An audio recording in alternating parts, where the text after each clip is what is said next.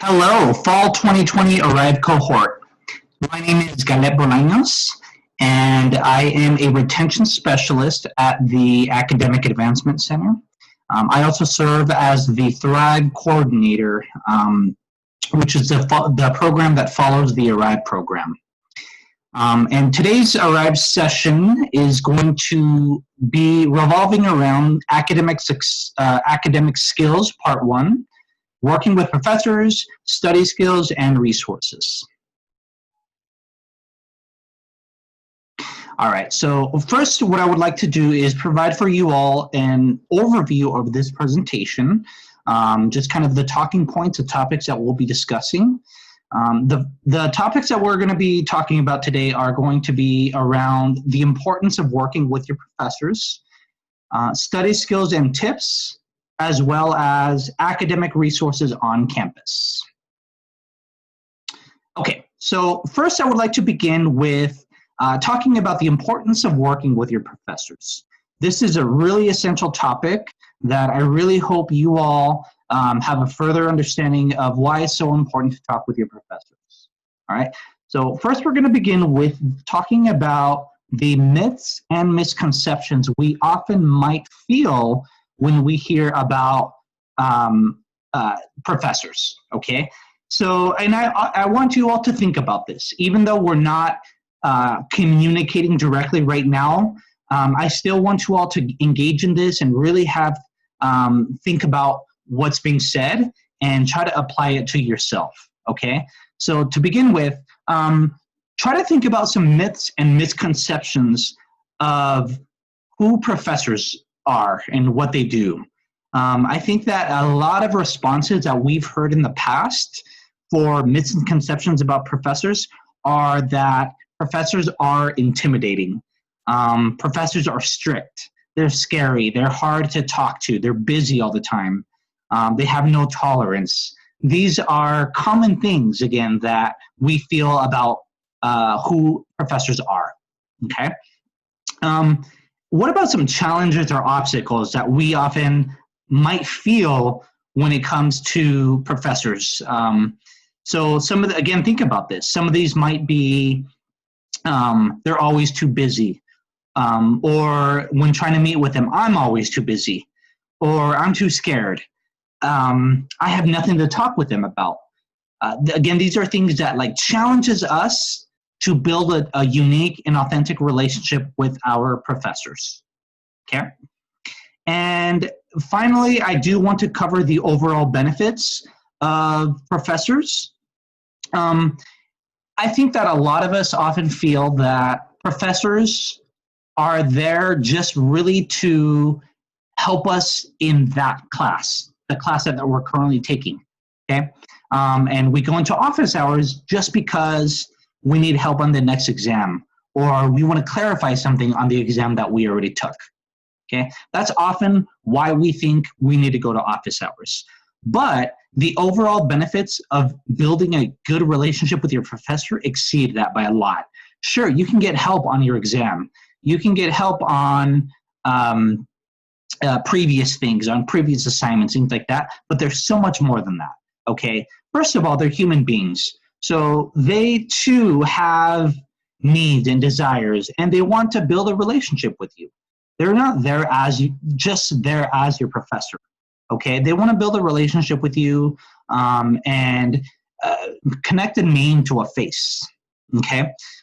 They are there to help you not just with class, but they can also help you with things like finding internships, or if you're trying to get involved specifically in that department.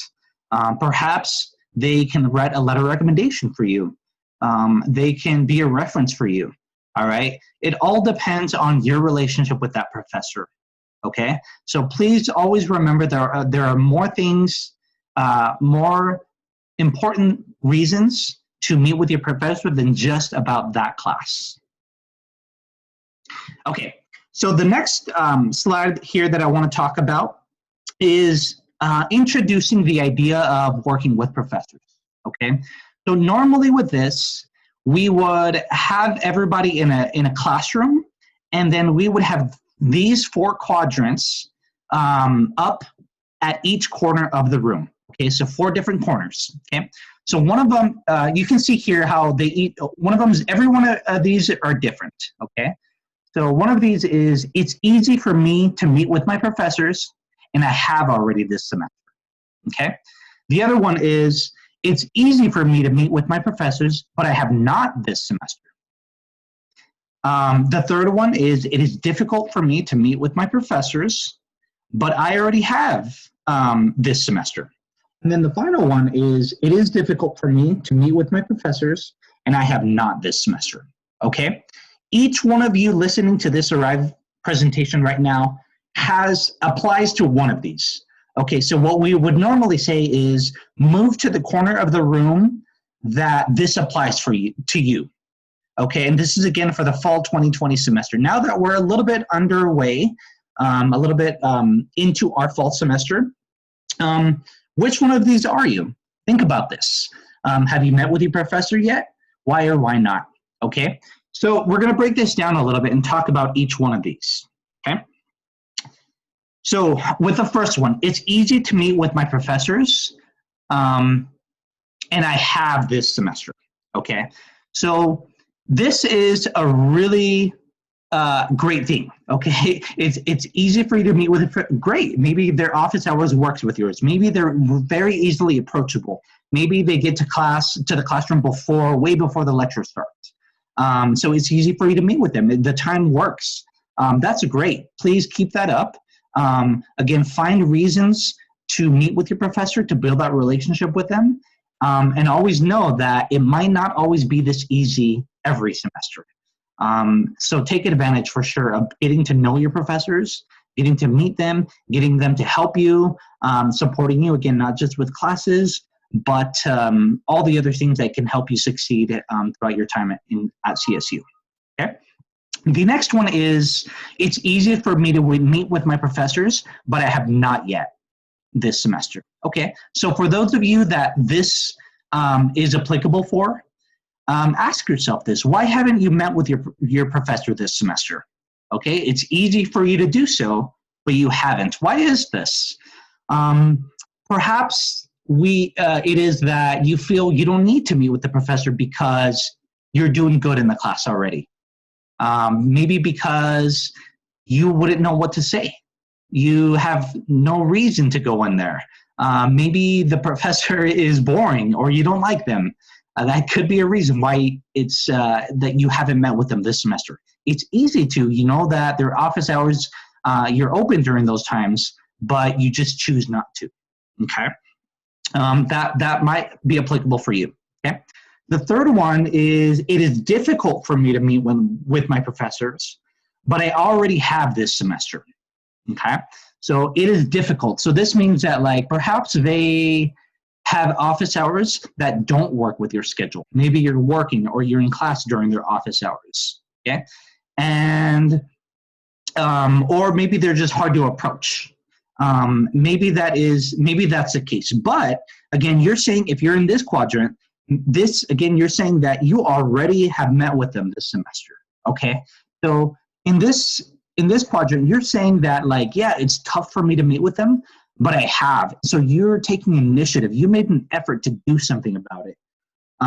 Maybe it's that, like, okay, maybe you saw that, like, okay, well, maybe my office hours don't work with them, but I'm going to take initiative. I really need to talk with them. So I'm going to give them a phone call and schedule an appointment with them during a time that does work for me. Okay, that's what, and everybody in this quadrant, that's what we like to see. Okay, that you're making an effort and not just kind of like dismissing their office hours just because their hours don't work with yours. Okay, you have to make sure that you ask, you make an effort to do something about meeting with them. Okay, especially if it's something really important to where it's something that you really want answered. And again, you can easily just make that excuse of saying, well, their office hours don't work with mine, so I'm just going to let it go. Okay, that's very easy to do. But again, we appreciate those who make that effort to do something about it, even though they don't work, the hours don't work with yours. Okay, and then the final one is, it is difficult for me to meet with my professors, and I have not yet this semester. okay? And this is a little bit about what I was talking before. Again, it's difficult to, again, perhaps their office hours don't work. They're not too easy to approach. Maybe they are intimidating and you don't want to see them. And that's why, again, you have not yet this semester. Okay, well, that might be the case. But again, going back to what I was saying earlier, that shouldn't be the reason why you're not going to see them this semester. Okay, you should have the ability to meet with them, even if it is in person, or I'm sorry, over the phone or via email. The preferable thing to do is in person. That's always the best thing to do with everything. However, if they are unavailable, if you're unavailable, find another way to meet with them. Find another way to get your questions answered, to get the help that you need. Okay, that's what they're there for. They're there to support you in that way, and it shouldn't be that they make the situation tougher for you. Okay, you should be able to get the help that you need. Okay, if it means a phone call, if it means an email, if it means even talking with the TA in the class, a different way, you do what you need to make sure you get your questions answered. Okay, so again, I'm hoping that each one of you kind of sees where you're at in each one of these quadrants. Okay, and critically think about why you have or why you have not met with these professors. Okay, and again, going back to the idea that professors are more important and more essential than what you think. Okay, so it's really important that you all get that unique relationship with those professors. All right. Oh, here is my next part. So this is talking a little bit about study rhythms, and this is really important for you all to think about as you start getting your assignments and exams and things like that. I hope that you all really start finding a rhythm of your study habits and your behaviors. Okay, just a little fun fact right here for you all is the time of day that you choose to study can have an impact on your success. So when you choose, so when you are the optimal time, so when you are the optimal times when are the optimal times that you study? Okay, here's some information to help you decide the best times that work for you. Okay, and you know yourself best. Okay, nobody can tell you when is best for you to study. All right, they can give you ideas and tips and suggestions, right? But ultimately, in the end, you're the decision maker because you know yourself best. You know when you're most alert. You know when you have the most time available and what best works for you and your body and your health.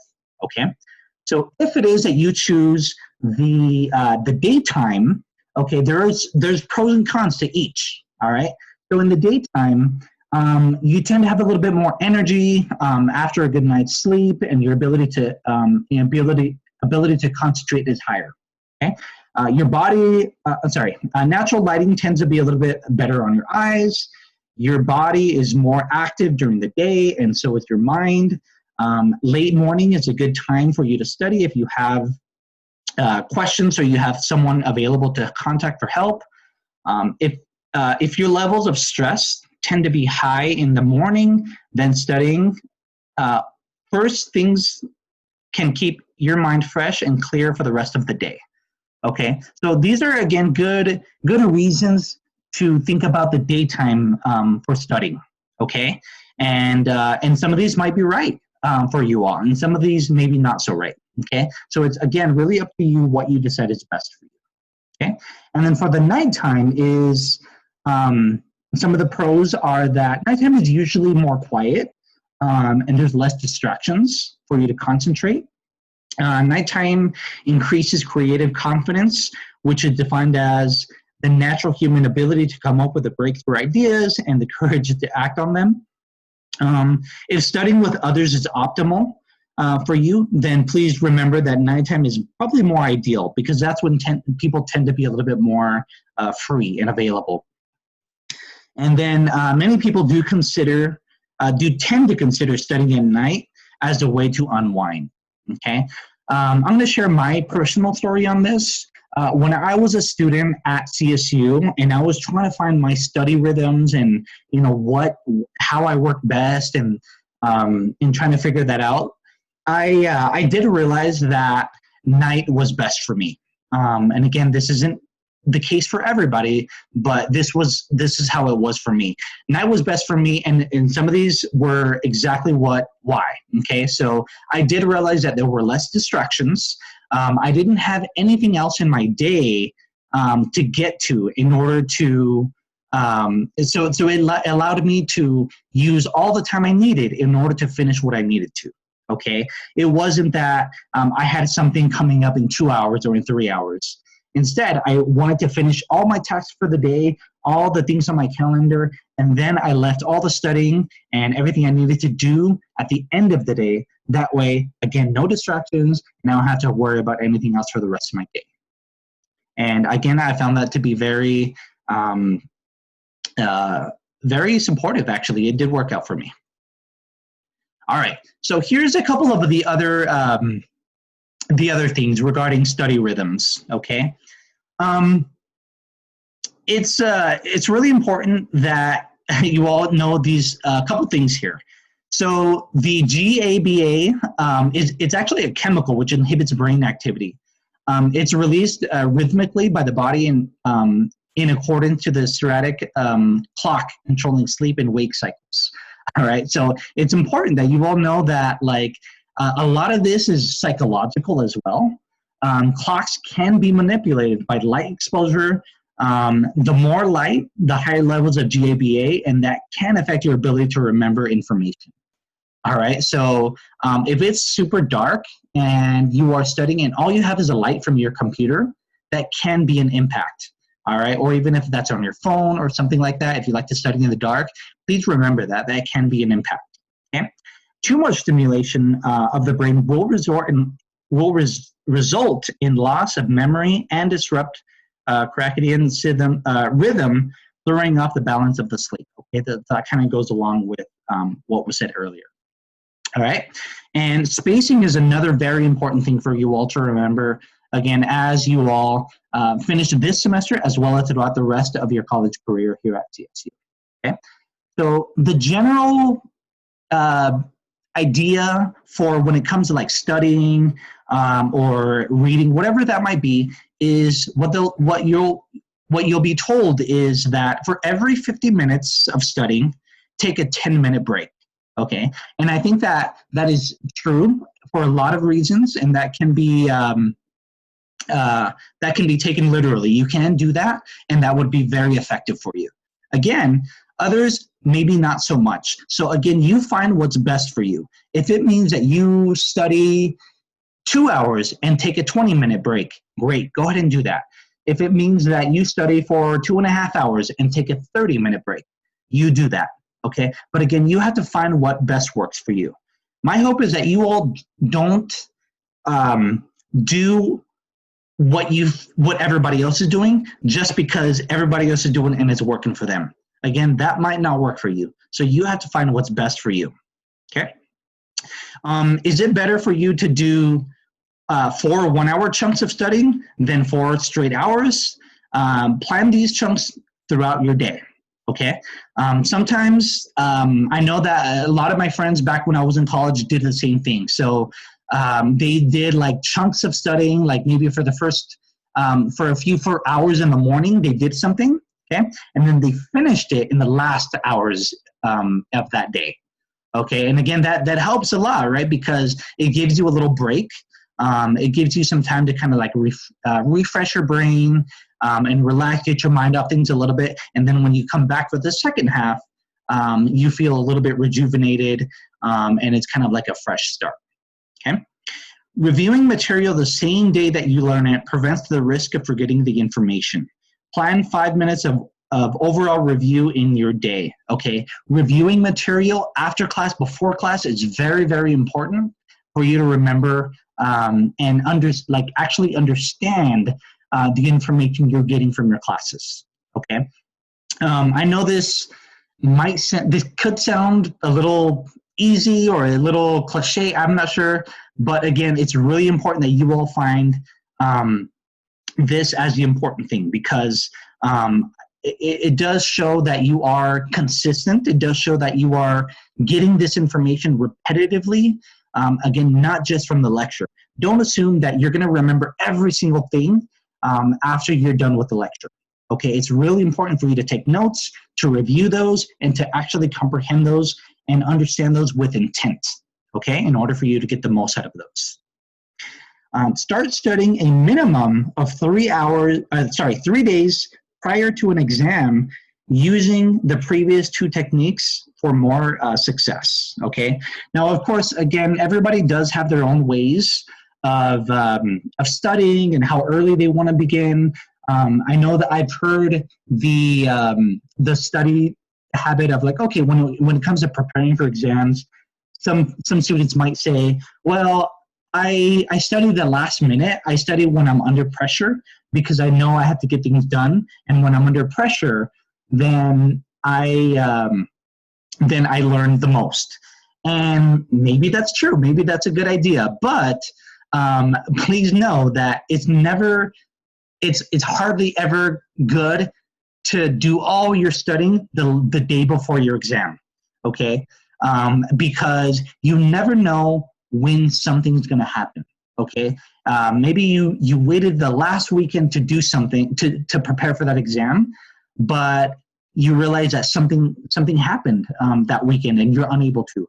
All of a sudden, you're unable to do anything for that exam coming up, even though you've had all this time to prepare, but you've waited until the last minute to do it, okay? And that's where procrastination comes in. And so my personal tip or advice is to start early. Start way, way early before anything, okay? It'll be right around week 4, week 5 when you receive your first round of exams for all your classes or projects or essays, whatever that might be, okay? And so you want to start early, okay? Don't start that weekend before or that week before. As soon as that's assigned to you, as soon as you know anything about that assignment, you get started. You think of ideas. You start your presentation. You start with your introduction for your essay. You start with that first question, with that first problem, whatever that might be. Just get started. I promise you, that's what's going to help you kind of like stay ahead of it, and making sure that you're little by little consistently making progress towards that, so that, again, you're not doing things the last minute. All right, so here's a little fun fact. Bright lights on the use of TVs, computers, or phones can interfere with the nighttime production of melatonin, which can usually lead to sensory arousal being greater at night, okay? So, yeah, think about that. This is very common, where a lot of students tend to have everything, all the lights turned off, and then they just have the lights from their computer or from their phone. And again, this is where it can have an impact on your learning, on your ability to memorize things, and to comprehend.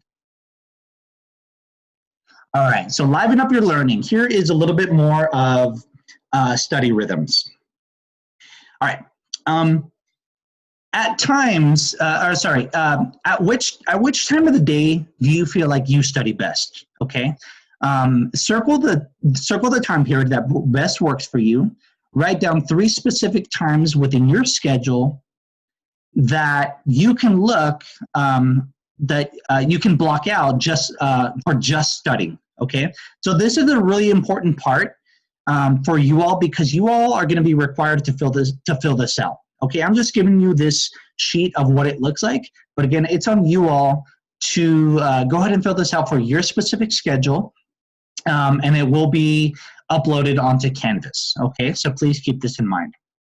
All right, and so I'm going to go ahead and fill this out just for me, or at least share this based off of me and my schedule, probably from a semester when I was back in college.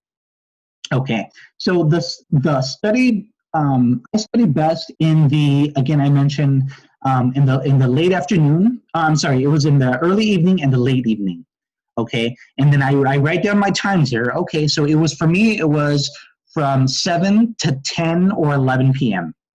Okay, sometimes depending on my workload or the amount of things I had, I try to even it out so that I would go to bed at least by 11 p.m. That wasn't always the case. We know that sometimes we get lazy, we're not as productive, things happen, right? We get sick, we're human. And so sometimes it did go over. Sometimes I did go to midnight or even 1 p.m., okay? That's okay. That's probably going to happen, but please try to stay consistent with your class schedule. With your study schedule. And knowing that you should get sleep. Okay, there's a time when your brain just stops functioning, right? It stops. It's not as productive, and you're not going to get as much material when you're that sleepy. When you're that out of it, then it's probably not best to keep studying, right? Because you're not going to get anything out of it anyway. Okay, so it's better to get the sleep that you need in order to be better.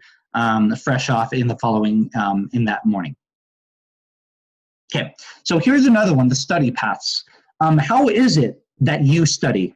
Okay, so under each one of these columns, make sure to circle a strategy that specifically that you plan on using. Okay, so when it comes to reading, maybe you have a lot of textbooks. I know that for a lot of your classes, it's going to be a lot of reading. Okay, so think about how you best want to approach this. All right, so narrowing it down. Okay, maybe you just want to read a couple pages for 1 hour, a couple pages for the next hour, a few pages for the following hour. Great, by the end, you're done with that chapter that you needed for the week. Okay, perhaps you want to highlight. This is a really important one that I used when I was an undergrad. All right. And I didn't use this right away, but it's really, really good to highlight, okay? So these are your books, right, for your classes. These are yours, all right? So you feel free to write in these, to write down your little notes on the side of the book, to circle things, to highlight things, to underline things. This is really good for you to have a better idea of what it is that you just read, as well as when you need to go back to it, you know where to look, okay? I found that to be really, really good for me when I was doing that for a lot of my books that required a lot of reading. Okay, and annotating as well. That's another one that you can do. For writing, a lot of like the writing style. What you can do is use flashcards. Those are really good. PowerPoints, cheat sheets, review guides, and one I found out for this one is that you can use like a study buddy or like a partner to help you, if a roommate or a friend or a classmate that you have an upcoming exam for. You can do this, all right? Prepare with each other, quiz each other, do flashcards with each other, review with each other. Like all these different things are really helpful. And again, this is good with a partner, but you don't have to. If you prefer working alone, that's fine. You can still use these things to help you again with these, just getting through these things. When it comes to like the speaking, there's like the tutoring or study groups. There's, of course, the office hours that we mentioned earlier, by yourself on your own or by teaching a friend. Teaching a friend is really, really important when it comes to like maybe you have a presentation for public speaking or just whatever, a presentation that you have to do.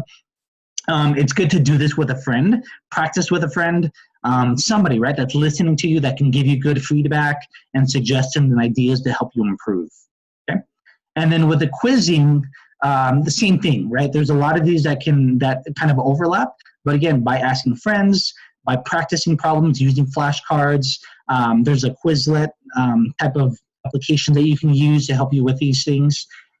Really, these are all a bunch of ideas. I'm not saying that you have to use all of these, but saying that you find what's best for you, okay? And who you study with. We hope that you all are able to also find out here who you study with best.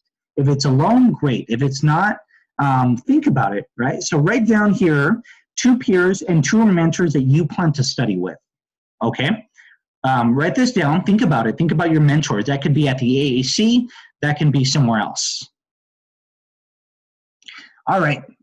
So for study spaces, answer the following questions. What features in a study space are most important to you? All right. Perhaps the feature is it's a closed space. Maybe it's that it is nice and quiet. Maybe that there's air conditioning. Whatever that might be, you find that out and you answer that. Okay.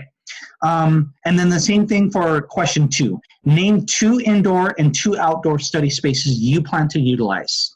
Okay. A couple ideas are the library. Maybe it's the Laurie Student Center. Maybe it's your residence hall or your room, your apartment. Maybe you like to study at Starbucks or another coffee area nearby campus. But again, whatever that might be, you choose it. You name it. 2 indoor and 2 outdoor. Okay. And we hope that our hope is that you follow up with this and you use this as your guide. Okay, as your way to help you liven up your learning and to better understand where it is that you study best. All right, so now shifting over to the academic resources on campus. So we want to let you all know that there are a ton of resources on campus for you all to get the most out of your learning. All right, so of course, a big one, the first one that I want to mention is the tutoring at the Academic Advancement Center. Please know that tutoring is available for you, and we have a ton of tutors available that have taken the class that they're tutoring, that they've been trained, and they're very comfortable tutoring this class, and they're great tutors. So take advantage of the tutoring. Don't get tutoring just because you feel like you're doing bad in a class or that you need that extra help in. Right? But get tutoring because you want to get the most out of your class. You should get tutoring because you're trying to get an education. And so it's really important that you all take advantage of tutoring to get the most. Okay? There's also Eagle Feather tutoring. That's not through the AAC, but it is a good tutoring program on campus, as well as Tilt tutoring. Okay? Those are all also available. I believe that these are also available online. Because of COVID-19 this fall 2020 semester, a lot of things are going to be provided online. But I know that you all are going to be provided with this information on how to access and get support in this way online. And this goes also with the Calc Center here. This is mostly for like math-oriented classes. If you're needing some help with that, they can provide support and tutoring for those type of classes as well. There's also the Writing Center. If some of you all have writing assignments, a lot of these are like the Comp 150, the Comp 300, or the GTC 300 classes. There's going to be some writing assignments in these, or even a bunch of other classes for sure. But you're going to have to do these writing assignments. And know that there are writing support services out there as well that you can utilize and get support in. Okay? We encourage you to use these. When it comes to like understanding what topic to choose, or if you want some help in writing your introduction, or formatting the body of your essay, or finding out your conclusion, or just having it reviewed before you turn it in, whatever that might be, the Writing Center is a great resource for you. There are the PACE Center. There is the which is another kind of like for the math classes. A lot of these are for like the Math 118, 117, 118, 124, that you can get a lot of support in. And of course, we have like a lot of like professors, TAs, things like that can provide for you a lot of academic support as well. Okay. Of course, we have the retention specialist or scholar contacts. If you're in the Community for Excellence, you can utilize them as well. Us retention specialists, we have a holistic style of advising, which of course, while we care about we care about your classes and your academics and your next exam, and your grades, right? Everything related to your academics, of course. So along with that, please know that you can utilize us as well when it comes to practicing for your exam, preparing, test-taking strategies, note-taking strategies. That's what we're here for, and we're here to support you in that way, okay? I've had meetings in the past where I've supported students with like flashcards. You know, I quiz them with their upcoming exams, or, you know, they reviewed the material with me. Whatever that may be, great. We encourage that. We love to see that, and we love to see that you're working hard in order to make sure you're doing the best in your classes. Okay, so use it for that reason as well. Okay, there are programs like Project Success or PASS, which are essential academic support programs for any students who may not have the highest GPA, or it's a GPA is not where they want it to be. And so these programs are specifically meant to help you improve your GPA. All right, they're really high impact critical learning programs that are going to help you get out of, maybe you're in academic probation, or maybe you're at a 2.2 GPA, something like that, to where you really need it increased. Okay, please consider these programs as reasons to, again, help get that support that you need.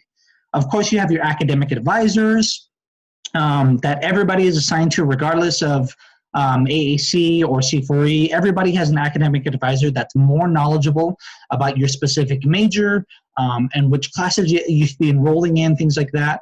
Of course, they have support for you for academic as well. Okay? And those are just a few, but there are a ton of other ones that are available for you all. So again, our hope is that you really take advantage of the academic resources on campus. And this goes for the fall 2020 semester, as well as for the rest of your time at CSU. Okay. So some final thoughts for me are that I really hope that you all have gained something out of this presentation and really got some motivation to really think about the importance of meeting with your professors, to understand, try to figure out, to critically think about when you want to study, when you think you study best, okay? As well as taking advantage of the academic resources on campus, okay? That's my hope, is that you all really take that into consideration, okay? But again, my hope, my personal hope, based off of my experience, my undergrad experience as a first-generation college student, is that you all start as early as you can. Do not procrastinate. That's something that all of us struggle with, including now, even myself right now. But I realized in college that when I procrastinate, that's not helping anybody. That's not helping myself, and I'm not helping myself. And so you want to start as early as possible. As soon as something is assigned to you, you get started on it, even if it's just a small portion of it. Okay. Another thing is please finding your study rhythms, your study habits, how it is that you organize. If it's a planner, great, go ahead and use that planner. If it's your phone calendar, great, use that. If you want to use just paper to write down your tasks for the day, whatever that might be, great. You use that. Don't use something just because everybody else is using it. Use something because it works for you, okay? And make sure that you're consistent with it and that you're actually using it. Okay? All right. So again, my hope is that you all have gained something valuable from this presentation. And if you do have any questions regarding this presentation or the assignment that you all have to do for this presentation, please reach out to your Arrive coordinator, as they can give you more information or clarify anything that you might not have gotten from this. Okay? Thank you all very much for listening to this presentation. I really appreciate it. And again, my hope is that you all use this to help you succeed throughout your time at CSU. Thank you.